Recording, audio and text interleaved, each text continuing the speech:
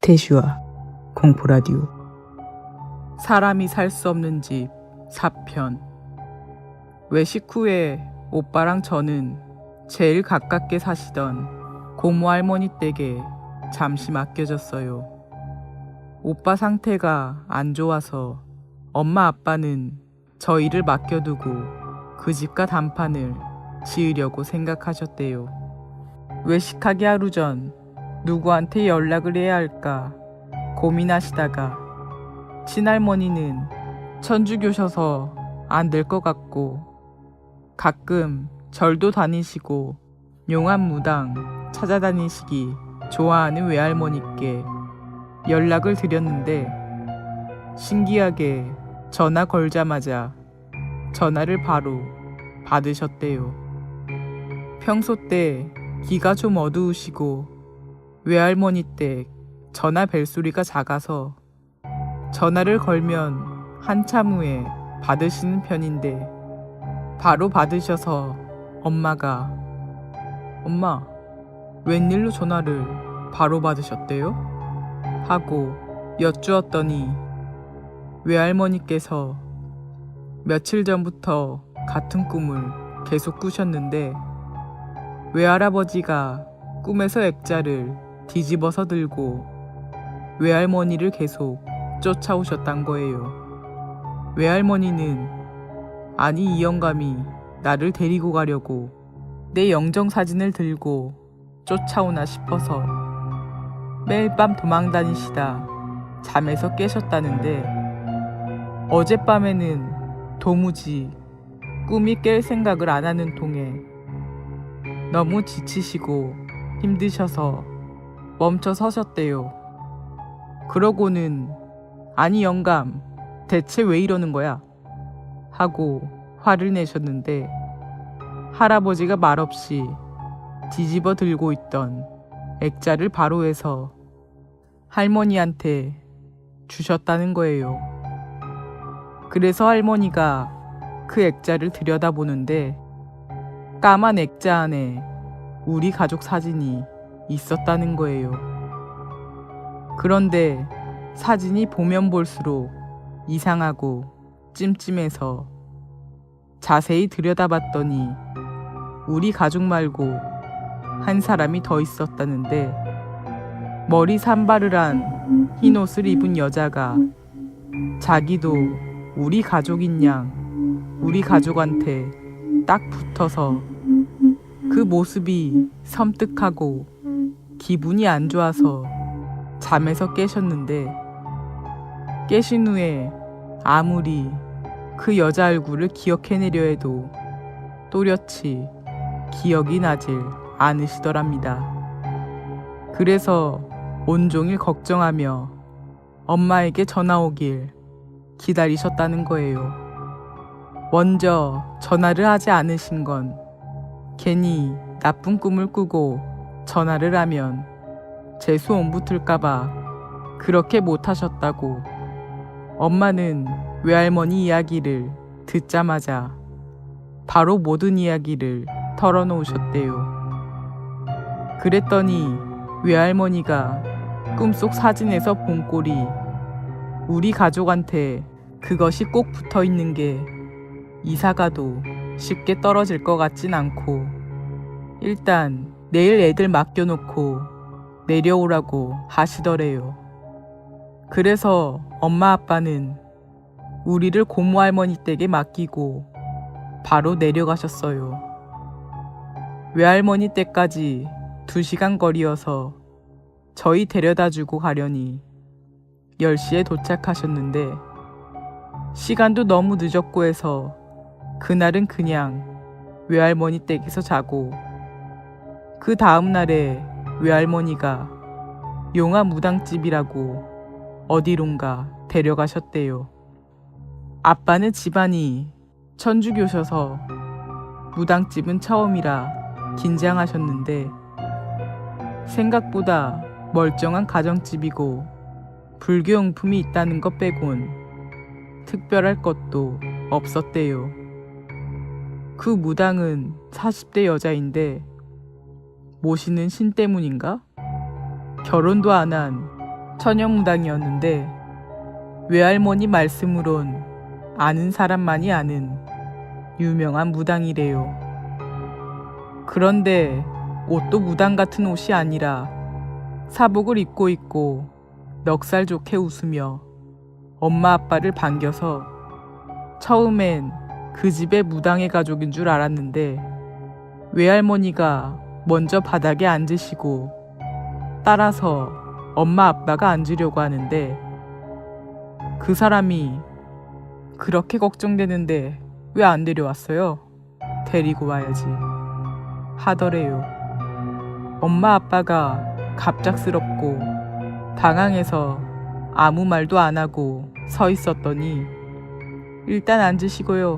딸은 안 데려와도 아들은 데려와야 되는데 하면서 우리가 겪은 일을 듣지도 않고 줄줄 깨더래요. 구체적이진 않지만 딸은 한번 죽을 뻔하고 아줌마는 놀라서 나자빠지고 아저씨는 한번 호되게 올리고 아들은 한번 지독하게 괴롭힘 당하지 않았느냐 대충 이런 식으로 어떻게 아느냐고 물었더니 정작 그 귀신은 아닌데 그 집에 있는 귀신 중에 하나가 엄마한테 붙어서 자랑하듯이 이야기해 주었다고 아주 재밌어하고 있다고. 무당말론 그 집에 귀신이 여럿인데 아주 악질인 귀신 하나가 나쁜 짓을 하고 있고 그 귀신은 재미로 그러는 게 아니라 진짜 화가 나 있는 상태이고 나머지 귀신 중 지금 엄마한테 졸졸 따라다니는 귀신은 그게 재밌어서 괜히 같이 그런 짓을 한다고. TV 끄고 소리내고 자잘한 것은 다 엄마 따라다니는 그 귀신 짓이라고 하더래요. 아빠가 그러면 어쩌면 되는지 이사 가면 되는지 이것저것 물으셨더니 아들을 데려왔으면 좋았을 건데 안 데려왔으니 어쩔 수 없고 자기가 어차피 그 집에 가봐야 될 것 같으니까 올라갈 때 같이 가서 살펴보겠다 그러셨대요.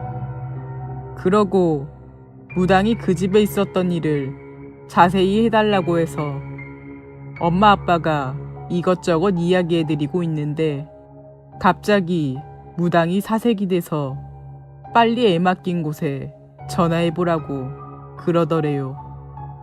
이유를 물을 새도 없이 엄마 아빠도 허둥지둥 고모 할머니 댁에 전화했는데 그때 오빠가 엄청 아팠거든요.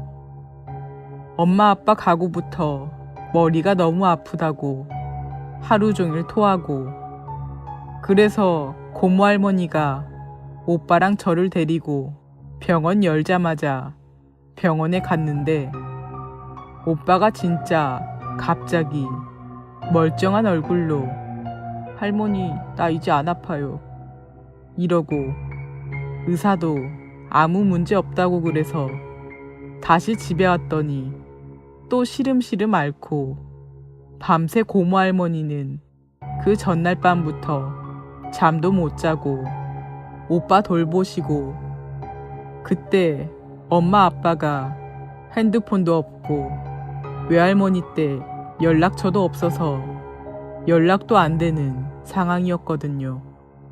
전화 끝내고 무당 아줌마가 당장 가는 게 좋지 않겠냐고 본인도 같이 가주신다 하셔서 엄마 아빠랑 외할머니랑 무당 아줌마랑 급하게 고모 할머니 집으로 갔대요. 내려가는 길에 오빠 아픈 걸 어떻게 하셨냐고 엄마가 물으니까 엄마 옆에 붙어있는 그 귀신이 갑자기 낄낄대고 웃고 너무 좋아하는 꼴이 분명히 그 악기가 애들한테 해코지를 했구나 싶어서 알았다는 거예요. 무당 이야기를 듣고 나서 엄마는 계속 오빠 걱정해 오시고 외할머니는 달래주시고 아빠는 무슨 정신으로 운전했는지 기억도 안 날 정도로 정신없이 오셨대요. 저는 낮잠 자고 있을 때 엄마 아빠가 고모할머니 댁에 도착하셨는데 고모할머니 집에 들어가자마자 엄마보다 무당 아줌마가 먼저 오빠한테 달려가서는 오빠를 안고 막 우셨다는 거예요. 고모할머니는 생전 처음 보는 여자가 저희 오빠를 안고 우니까 놀라서 멍하니 쳐다보고 엄마는 그때 아무 이유 없이 갑자기 서러워져서 무당이랑 같이 우셨대요. 무당 아줌마랑 엄마랑 정신없이 울고 있을 때 외할머니가 고모할머니한테 상황 설명하시고 아빠는 차 주차하고 올라오시고 아빠가 자고 있는 저를 깨워서 집에 가자고 하셨어요. 고모할머니도 천주교셔서 그런 걸 별로 달가워하지 않으셔서 같이 안 가신다고 하셨어요. 그래서 고모할머니께 인사드리고 집으로 가는데 차가 좁아서 저는 엄마 무릎에 앉아서 가고 오빠는 무당 아줌마 무릎에 앉아서 갔는데 무당 아줌마가 오빠를 계속 쓰다듬으면서 우리 땡땡이 하고 계속 중얼거리셨어요. 저는 그때 그 아줌마가 무당인 거 모르고 그냥 아는 사람인가 보다 생각했어요. 신기한 게 엄마 아빠는 오빠 이름을 그 아줌마한테 한 번도 가르쳐 준 적이 없었다는데 아줌마는 오빠 이름을 어떻게 알았는지 집 가는 내내 오빠 이름을 주문처럼 외우셨는데 외할머니가 엄마한테 우는 모습이나 말투로 봐서는 아마 외할아버지였을 거라고 하셨대요. 집에 도착하고 차에서 내리자마자 무당 아줌마는 오빠를 내려놓고 무표정으로 집안에 제일 먼저 들어가셨고 다시 오빠를 끌어안거나 하지 않았어요. 집안에 들어가서도 특별한 행동은 없고 그냥 이 방 저 방 둘러보고 다니다가 유독 한참 동안 멈춰 서 있을 때가 있었는데 창고방이랑 안방 화장대 앞이었어요.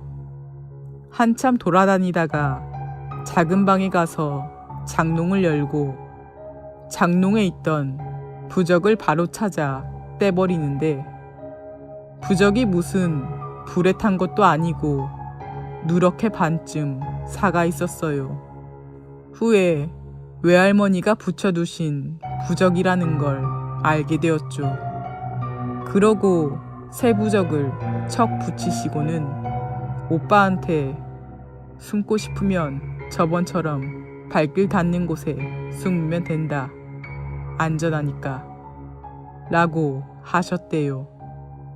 그러고는 작은 방에서 나와서 탁자를 갖다 버리라 해서 탁자가 커서 아빠가 나중에 버리겠다고 하니까 무당 아줌마가 지금 당장 버려야 한다고 버리자고 하시는 통에 엄마랑 아빠랑 무당 아줌마랑 셋이서 탁자를 겨우 밖에다 내놓고 그러고는 또 안방 화장대 앞에 가서 한참 있더니 버리면 큰일 날 거라고 일단 두라고 하고는 화장대 맨 밑서랍 깊숙이 접은 부적 같은 걸 숨겨두시고는 누가 부적을 찾거든 절대 어딨는지 일러주지 말라고 우리 가족한테 열심히 설명하셨어요.